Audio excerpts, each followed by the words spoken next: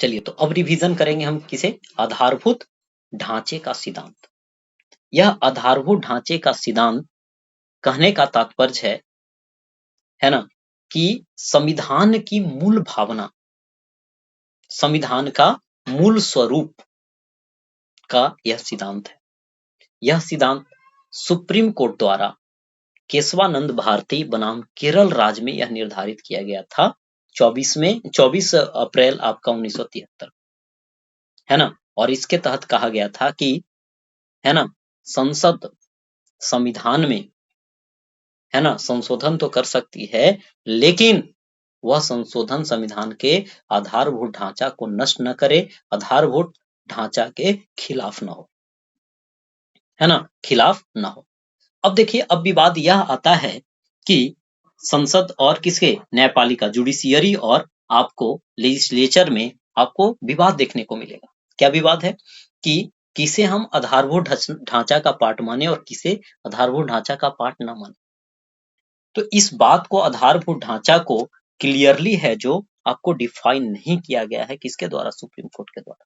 किसमें कौन, हम संविधान का कौन से पार्ट को, है ना, कौन से तथ्य को आधारभूत ढांचा के अंतर्गत रखें। तो इन्होंने बोला, क्या सुप्रीम कोर्ट ने बोला कि हम समय समय पे हम यह बतलाते रहेंगे कि कौन है जो आधारभूत ढांचा का पार्ट है या फिर नहीं है।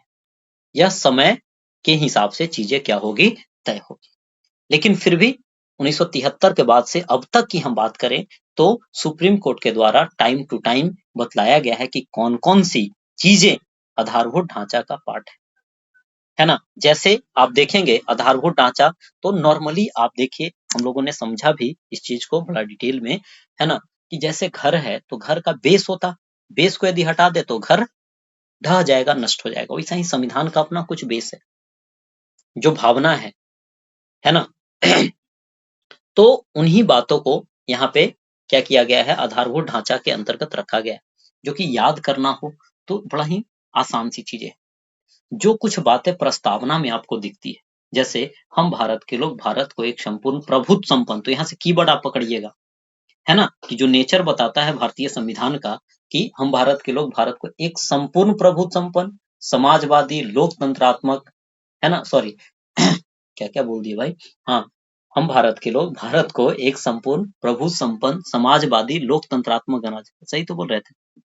तो जो लोकतंत्रात्मक गणराज्य वर्ड है, पंथ निरपेक्ष वर्ड है, इसका मतलब है कि ये सब पंथ निरपेक्ष होना, लोकतंत्रात्मक गणराज्य होना, संसदीय शासन होना, फेडरलिज्म होना, है ना, शक्ति का पृथक्करण होना, आपका आपका संविधान की सर्वोच्चता होना। फिर आप देखेंगे प्रस्तावना में ही जस्टिस की बात करी गई, प्रस्तावना में ही इक्वलिटी की बात करी गई है, फिर प्रस्तावना में ही और किस चीज की, लिबर्टी की बात की गई है, स्वतंत्रता की बात करी गई है ना। डीपीएसपी के तहत कल्याणकारी राज की स्थापना की बात करी गई है, स्वतंत्रता एवं गरिमा की रक्षा फंडामेंटल राइट की तहत करी जाती है, प्रियम्बल में भी है। लोकतंत्र का सबसे प्रमुख चीज होता है स्वतंत्र एवं निष्पक्ष चुनाव, यूनिवर्सल एडल्ट फ्रेंचाइजी अर्थात वोट देने का अधिकार, जो कि अनुच्छेद 200 आपका, सॉरी, 326 में है।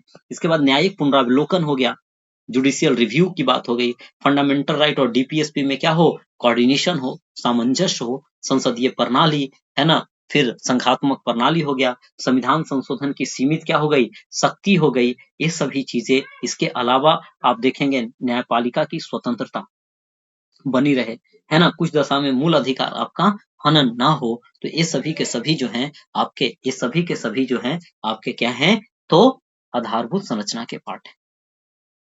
ठीक है। अब देखिए, तो यहाँ पे क्या किया गया, ये तो 1973 में आया, उसके पहले भी, है ना, संविधान में क्या किया गया, संशोधन किया गया, है ना। न्यायपालिका कोई भी चाहती कि हमारी शक्ति है जो बनी रहे, बढ़े, ठीक है। तो न्यायपालिका का अपना, है ना, तर्क है और संसद का अपना तर्क आपको देखने को मिलेगा। तो इस संदर्भ में संशोधन देखने को मिलेगा। तो 7वां संविधान संशोधन 1956 हुआ, तो इसमें तो कुछ लॉजिक दिए जाते हैं, और इस समय है जो विवाद ज्यादा देखने को नहीं मिलता है। इंदिरा गांधी के बाद से आपको विवाद देखने को मिलेगा। 24वां संविधान संशोधन 1971 किया गया, और इसके तहत है जो जोड़ा गया उपखंड, है ना, 368 में ही संशोधन, उपखंड 1 जोड़ा गया, 3 जोड़ा गया, और फिर कहा गया कि हम में क्या है, हमें शक्ति प्राप्त है, कानून बनाने की, संशोधन करने की। हम कुछ भी करें, तुम्हें उससे मतलब, एक प्रकार से ऐसे समझ सकते हैं, है ना? यानी आप देखेंगे तो पार्लियामेंट्री सुप्रीमेसी स्थापित करने का प्रयास किया गया, है ना? कहा कि हम जोड़ेंगे, परिवर्तन करेंगे, हटाएँगे, ये सब है जो न्यायालय का इससे कोई मतलब होना नहीं चाहिए, ठीक है? यह होना नहीं चाहिए, ठीक है? यानी कहा गया कि न्यायालय इस संदर्भ में कोई हस्तक्षेप ना करेगी, ठीक है? ये तो बड़ा गड़बड़ वाली बात हो गई। फिर यही बात 1971 के बाद 1973 में आया, कहा कि ऐसा नहीं, न्यायालय बोला, सुप्रीम कोर्ट केशवानंद भारती मामले में, कि संशोधन कर सकते हो, ठीक है ना? कायदे में रह करके, कायदे में रहोगे, फायदे में रहोगे, यानी कहने का मतलब है आधारभूत ढांचा का उल्लंघन नहीं होना चाहिए। अब क्या हुआ? आधारभूत ढांचा का कांसेप्ट आया तो फिर से 1976 में संशोधन किया गया, 4 और 5 जोड़ा गया और कोशिश किया गया कि आधारभूत ढांचा को ही समाप्त हम कर दें, कि जो सुप्रीम कोर्ट बोल रहा है ना, ये सब बेकार की बातें हैं एक प्रकार से, है ना? उसे है जो प्रूफ करने का इस प्रकार से प्रयास किया गया। लेकिन अल्टीमेटली आप देखेंगे मिनर्वा मिल बनाम भारत संघ 1980 में, है ना? जो आपका क्या हुआ था, खंड 4 और 5 जोड़ा गया था, इसे असंवैधानिक करार दे दिया जाता है।